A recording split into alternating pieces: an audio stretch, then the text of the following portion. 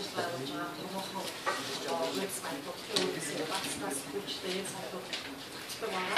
Тэгээд засгийн газраас гаргасан 2013 оны 1 сарын 5-ны өдрийн тогтоол нь бол тухайн сайтын сэтгэл тухайн хүн сэтгэлийн үдэгтэй регистрийн дугаар буюу эцсийн дугаараа бүртгүүлж сэтгэл үдэгтэй ийм тогтоол болсон.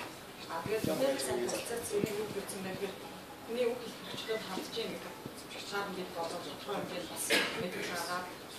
Тэгээд хасаад нэг зөвхөн харахад энэхүү усаалыг гэрээ болгож журам болгох ийм хэмжээнд 2 сарын турш бас ширээний акц сууж журмыг боловсруулах өөрийн гэсэн саналуудаа өгүүлээд өнөөдрийн журам гарч байгаа.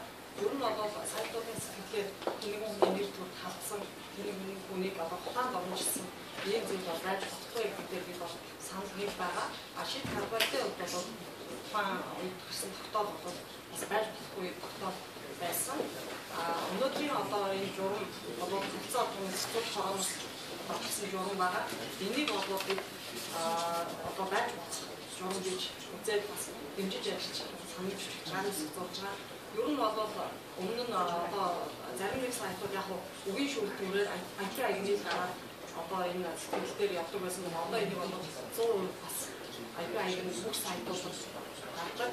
Тэгээд мөн үгийн шүүлтүүрийн асуудал бас тооны үед бол нэм боломжтой болсон.